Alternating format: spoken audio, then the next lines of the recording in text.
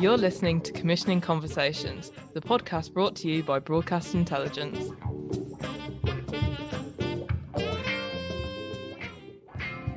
Hi, and welcome to Commissioning Conversations. I'm Alice Redman. And I'm Heather Fallon. And we are both reporters and researchers for the Commissioner Index. This week, I spoke to YouTube's head of EMEA Originals, Luke Hyams. And we'll be discussing BBC's new comedy team and, as usual, our Greenlights of the week. So, hey Alice, how's it going? Yeah, not too bad. Looking forward to the old countdown to Christmas. How about you? I'm counting down to my London days, so I'm feeling pretty good at the moment. Yeah, is it bad to be counting down to Christmas in like early November? Maybe, but no, it's absolutely freezing. This is all we have to hold on to now. Exactly. Like fireworks are over now. Just we wait for Christmas to start. And all the fun things. Like I think the build up. December is just always a very good month. It is one of the best. For sure. But we are still in November and we have still lots of commissioning news to talk about. And you have had a very busy week last week as our BBC correspondent. Yeah, so it was a kind of big but inevitable announcement that the BBC's newly appointed director of comedy, John Petrie, announced his new commissioning team. The comedy team had been in a slightly concerning state as there'd been several high-profile departures over the course of the year, including former director of comedy Shane Allen and Kate Dorton, Sarah Sante and Alex Moody, all leaving in fairly quick succession. So on Petrie's new team, which will be in place and taking pictures from January 2022, he's hired Channel 4's digital commissioning executive, Navi Lamba, and she's going to be in this newly created position of head of comedy talent development. I think that is a really strong move from John Petrie. I think at the very core of the BBC's kind of commissioning outlook is this need to find and develop new British voices, and having a dedicated position for that is a clear commitment, particularly in a genre like comedy where the talent is often at the very forefront of the show. I think it's a really strong move because I think when you think about some of the shows that BBC are known for in comedy, they're very authored. You know, the creator is at the heart. You know, where would Phoebe Waller-Bridge be without Fleabag? You know, it's definitely what their comedy department is all about and really known for. Yeah, and I think Navi Lamba is a great commissioner. She's done some really interesting things at E4, as you will know. And I think that's a really exciting new position. And then also joining the team is Emma Lawson as a commissioning editor. So she previously worked for Rufka and also quite interestingly held an in-house commissioning role at Apple most recently. Also joining is Seb Barwell. He's going to be in a kind of acting position until April 2022. He also worked at Rough Cut, so that's clearly the place to be. And he developed and produced comedies like Satellite's Flats, Bloods, and I Live with Models. So to conclude, with the addition of Emma Lawson, Seb Barwell, and now Ben Cordell is also going to be joining the team full-time. That means that we've now got a nice full team with Tanya Qureshi, Gregor Sharp, and Hannah Rose all forming the final comedy team. So if you want to take a look at all of their profiles, they're available on the Commissioner Index, and you can find out loads more about what the BBC are looking for right now. And it is a great time just to generally be in comedy because you are hosting our comedy Commissioning Conversations live comedy panel next week. Which is where everyone should be and want to be. Exactly. So you can find out more about that on the Broadcast Intel website. But Heather will be speaking to Sarah Sante from UK TV, Alex Moody from Sky, and Fiona McDermott from Channel 4 about kind of what they're looking for in comedy. And also, if you are a Commissioner Index subscriber, you get to meet them afterwards virtually. Yeah. We are still slightly in a pandemic. And although we've chatted a lot about comedy, some great shows less in a comedy vein have been greenlit this week. Yeah, so what's your greenlight of the week, Alice? Okay, so I think I've ummed and ahed on this actually, but I think it's going to be Fox's reboot of Joe Millionaire, just because the concept is insane. So the original series was made in the early 2000s, and it was a group of women who were all competing to win the heart of a guy called Joe, who they all thought was a millionaire. However, when it got to the series finale, it was revealed that he was not actually a millionaire. He was a normal guy. He was just a regular Joe. Regular Joe, exactly. But then there was a second twist, that if the girl that won had accepted him as a regular guy, the couple would have won £1 million. So then he would have been a millionaire. But I'm not sure. I didn't know that. No, I know. I was doing a bit more research into it this morning, and I discovered this, and I was like, God, Fox and their twists. So I'm all about stupid dating shows, like anything silly I'm here for. And so the reboot is, instead, the group of women will have the choice between two men. One will be a millionaire, and one will just be a regular Joe. Millionaire Joe and regular Joe, but they won't know who is who. And so it's, are they dating for love? Are they dating for money? Are they going to end up with lots of money in the bank, or just with a regular guy? Oh, I'm already rooting for regular Joe. I know. I just think it sounds so insane and so silly. And also think it could only happen in America. So what about you? What's your green light of the week? Well, Alice, it had to be done. This commission was summarised in the press release as combining Joe Lycett's favourite things, which were LGBTQ plus culture, Birmingham, and chaotic live television. And those also happen to be some of my favourite things. So I'm so excited for this. It's a Channel 4 commission titled Mummy's Big Christmas Do. And it's a live festive special. We've already said we're trying to get into the festive spirit, so I think this is very apt green light of the week, and it is just so up my street that I cannot believe it. It also includes a specially invited audience made up of like LGBTQ plus icons, allies, and local heroes, and I just really like to take this moment to put myself forward. If Rumpus Media is listening, I don't need to do anything on the show. I just want to sit there. I'm very often in Birmingham, so please just let me sit there. I would like to come too as well. I think both of us could be a great iconic duo in the audience. We'll be the special guests that no one needed. The special guests that are known to about the commissioning conversations audience only. But how appreciated would we be? Yeah, exactly. From Joe Lycett to Luke Hyams, you spoke to him this week all about YouTube and EMEA and commissioning. Yeah, so he gave me some really great insights as to how producers can create some very distinctive content for what is a very unique platform. So it was a really fab chat. So the commissioning strategy for YouTube is to increase the enjoyment of the viewer experience for YouTube. And how we do that is we partner with some of the channels or YouTube creators or local producers who understand the platform to work together to do things that help to push the creative boundaries and go beyond the sort of creative expectations that audiences might have around content you see on YouTube or on specific channels. And how we do that is we really like to pay careful attention to personalities, the trends, and the formats that have made YouTube so popular and build upon those to create really big moments that are entertaining, shareable, but also are in tune with the things that our audience really, really care about. And what is the target audience? I know that it's a very diverse range of commissions that you have, but is there a particular target audience that you focus on?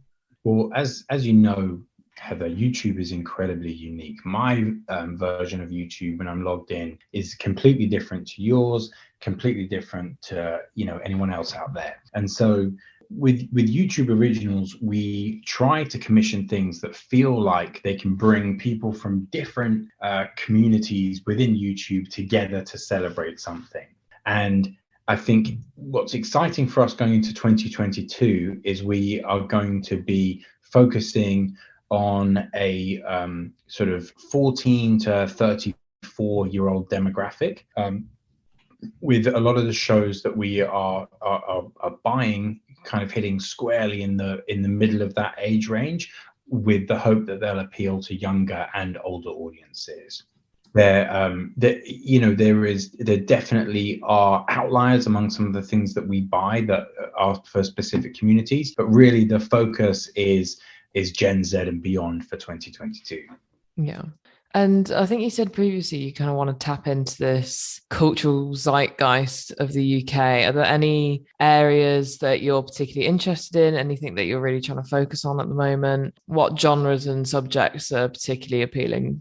Well, in terms of genres and subjects that are really appealing, we like it when we can create like a moment around something that could be a real world event and then bring it onto the platform. A great example of this is earlier this year, we did a 5-hour special to celebrate Pride across 5 different creator and artist channels. And that was a great opportunity to really show how commissioning for YouTube, it can be really distinct. So for the user experience, you could either just watch the 1 hour of the creator that you like, or you could stay tuned and check out the full 5-hour special. It really was sort of open for audiences to choose. And so, we want to build upon that. We want to do things that feel like they're celebrations of moments that are important to us. And at the same time, we really want to make sure that everything that we're doing has some kind of purpose. We, this year, have made a couple of shows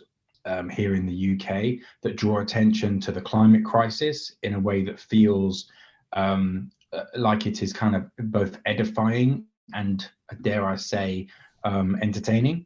One show called Seat at the Table, which sees YouTuber Jack Harries go on a journey to give a voice to those who are underrepresented in the climate conversation on the eve of COP. And we did another one called The Climate Games that saw pro athletes take on incredible stunts that have some kind of climate message to them.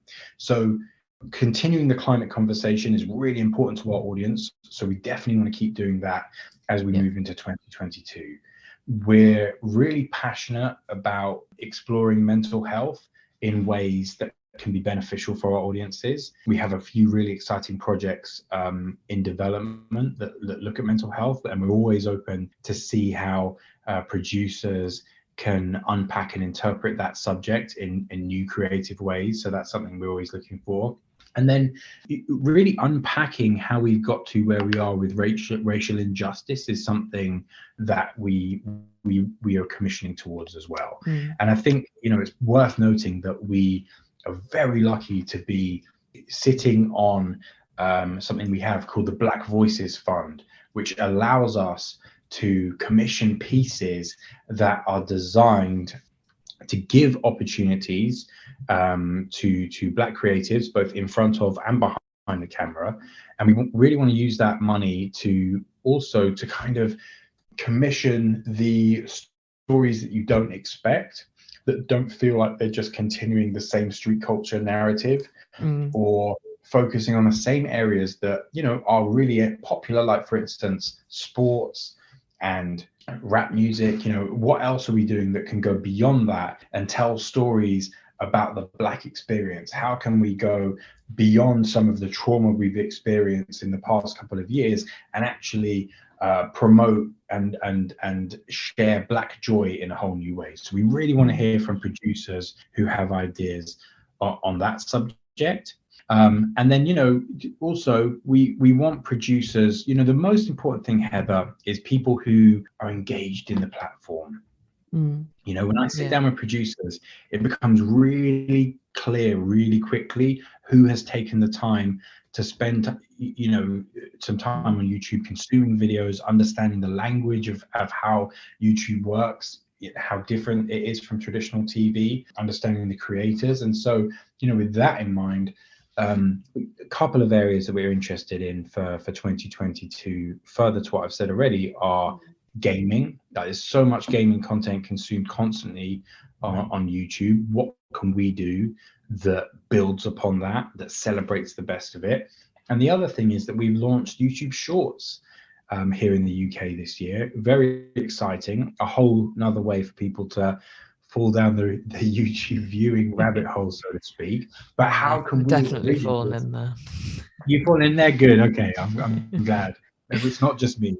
So, but like, okay, so how can we, these 60-second vertical formats, how does originals play into that? Well, so for example, with our show that I mentioned, Seat at the Table, we've had Jack Harries throughout the whole production, throughout his whole journey, just keep the audience up to date with what's going on through shorts. So that's like a one way of doing it. And then when he goes to COP, he's going to start doing some COP explainer videos on YouTube Shorts, which we're really excited about. But that, that's like, it amplifies the show. But what can we do with shorts at the center? So we really want to have producers who understand YouTube, who understand the things that are really working on the platform, and want to just come and have, open, creative conversations about what we might be able to do next together. Yeah, I'd really love to talk to you as well about one of your recent commissions, Race Around Britain. It looks fantastic, and also it's fronted by a really brilliant talent in Munya. We've discussed him quite a lot on the podcast before. We really like him, and I'd love to know kind of how that commission came about and the process of creating that. That was a one of those kind of real smoke signal moments. All through the lockdown, we were being really, really entertained by the stuff that he was producing. And honestly, Heather, it was just one of those things where it got to a point where every single producer or agent I would meet, I would say, but what I really would like to do is to do something with Munya Chihuahua. Come on, but yeah, this is great, but does anybody know Munya? Can we do that? Eventually got an email address, wrote to him, and then eventually it was one of these ones of like, I think he got in touch to say, hey, everybody keeps telling me that you want to work with me, maybe we should have a meeting. So we got together, and honestly, there's if I was to talk about all the things that are great about him, we could fill up this whole series of podcasts. Like, I don't think he'd be like such a suck up, but the guy is incredibly talented. He also is so culturally aware of what's going on in this country and what works online, and where the big dialogues and discussion points are. So he has such a really interesting backstory of having come from Zimbabwe and being immersed in the UK. And so he has a really unique perspective on race. And he had this idea of a road trip format that would see him go to 4 places in the UK that there are, that aren't necessarily known for being integrated or have had some previous problems related to race. And so how can he go there and actually work with these people to understand some kind of nuanced part of this issue? Like, for instance, he goes to Surrey to explore white privilege.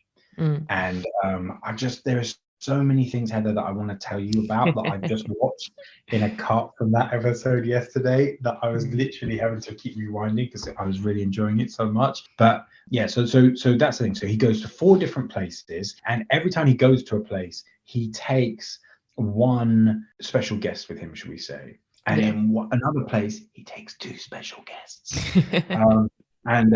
What a treat. And really, he goes and, like, in one episode, he goes to some place, a part of Wales where they're trying to, where they've recently made Black history part of the curriculum.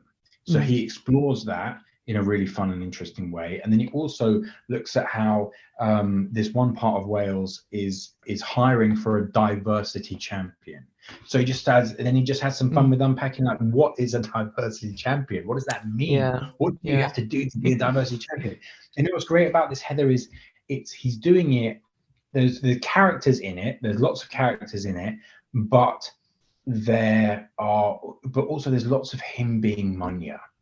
Him going out, talking to people as himself. For those who've just seen his characters, Unknown P and whatever, it's a real refreshing thing for us to see him as a personality. Now, I know he's on Channel 4 right now as himself, so but it's building upon that, and personalities is quite key for YouTube, isn't it? It is really key. It's really key, and I feel like this show is a lot more kind of personal to him than what he's doing on Channel 4 at the moment.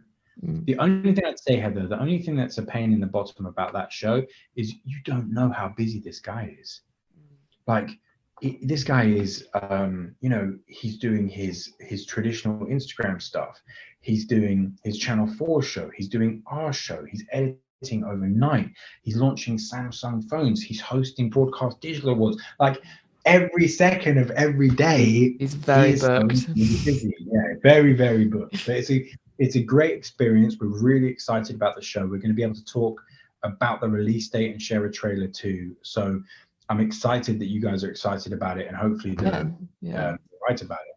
Yeah, definitely. And I think it's a good example of that tapping into UK culture and also using people and personalities as a vehicle for content. But I've definitely noticed in kind of looking forward that a lot of YouTube focus seems to be on big kind of live events. So I'd love to hear a little bit more about that as well, and the plans that you have in that area, what producers should be thinking about if they have an idea for an event. I think producers should be thinking about, first and foremost, like the necessity of it. Last year, nobody could go out for New Year's Eve. So when that became clear, we were like, all right, guys, let's get a New Year's special together. We had a few companies pitch on it, and we did, in 5 countries around the world, we did a New Year's special. The US team last year, when it came clear that so many universities weren't going to be able to have graduation ceremonies across the US, they did a big special called Dear Class of 2020, which was like a sort of, load of different commencement speeches and performances. So if there is some sort of, that really helps us with our commissioning decisions. If there's some kind of vital reason why this needs to happen right now, a connection to something on the calendar could be helpful, or something important that's happening. I wouldn't say in the news because we have quite long turnaround times, but something in the cultural zeitgeist of this country that resonates here, that has the potential to speak to people around the world. Those are the things to think about as a first question for what it is. And then the other thing is, how YouTube Originals works is that we find that we reach a much more engaged audience when we program onto YouTube channels with an existing audience for a specific thing. Yeah. So, for instance, like last year we did a show with a YouTube creator called Bazinga, where we told his story about his amazing weight transformation, and then also looked at, his journey to try and run the London Marathon when it got closed for COVID, etc., etc. The natural destination for that is not the YouTube Originals channel, it's the Bazinga channel, where people love to come and see him and engage with his personality. So we really want producers to think about talent and to think about the YouTube channels where the thing will live, because so much of, I'm sad to say, or just, it's not even a sad thing, it's just a reality thing. So many of the things here work or don't work based upon where they end up on the platform. So if you've got a really leaned in YouTube channel creator, host, and it's something that feels like it can work on their channel, that's a really big help, and it's something that it's kind of never too early to think about. Yeah. And can I ask what's kind of resonating the most at the moment in terms of, there's kind of music commissioning, there's events, there's personality. Which of those kind of pillars do you think is doing the best at the moment? Difficult to say, because everything is so different, and a lot of it does end up reaching a lot of different audiences. The show we commissioned with Joe Wicks and Hey Dougie seems to be doing really, really, really well in terms of and that was a great example, because it's like tried and tested YouTube creator and a kids brand that does incredibly well on the platform, putting them together with the purpose of getting young people active, felt like a really, really good move. So I'd say, as far as what's working, honestly, I think that is an example of what works really well. And the reason why that works really well is because the best thing that works for us, honestly, is really when you work with a YouTube creator and you get to help them do something that is taking their creative ambitions for their audience to a new plateau. Those are the things that work best, those personality pieces. Not that we don't have great success with music as well and gaming and stuff, but honestly, the personality pieces I think do the best for us. Yeah. And can I ask, you've mentioned the Black Voices Fund already. Are there any other projects that producers and creators should be aware of? Any extra opportunities or just things to consider when approaching you to pitch an idea? I think, when approaching us, we're sat here in this country because we want to work with the best British talent. So I think making producers know that if they come with a deck full of American talent, or it's not necessarily the most appealing thing for us, this team, for us to spend our money on. Last year we produced it. Well, is it last year? No, this year it came out. So this year we did a show with Patricia Bright, who is a long-standing YouTube creator. It was a format called If I Could Tell You Just One Thing. The original plan for that, Heather, was that we would fly Patricia to the United States, and that she would, meet half the guests in the United States and half the guests in the UK. So you get like a real mix of different perspectives and opinions. When it came time to it, it just wasn't practical with COVID to fly her and the team to the US. So we ended up producing that show, which is about 12 inspirational women, with just women you find in the UK. Yeah. And looking back, I feel like that was actually a really good idea, because it just made it so much more locally relevant to audiences here in the UK, and gave us an opportunity to take people like Floella Benjamin or Steph London and put them on that sort of expose them to a global audience in a way that if we'd have just gone to America and filmed with a lot of the usual celebrities, it would have felt like a lot of other shows that are out there. And this way it felt more distinctly British. So we like that people think locally relevant and not just London as well. It was really great to have Luke on the podcast this week. Very interesting insight. And if you are interested in coming on the podcast to chat with us, want any more information about becoming a member of Commission Index, or just want to drop us a line and say hi, we would love to speak to you. We are at info@broadcastintel.com or directly at firstname.lastname@broadcastnow.co.uk. We'll be back soon with more, but until then, bye for now.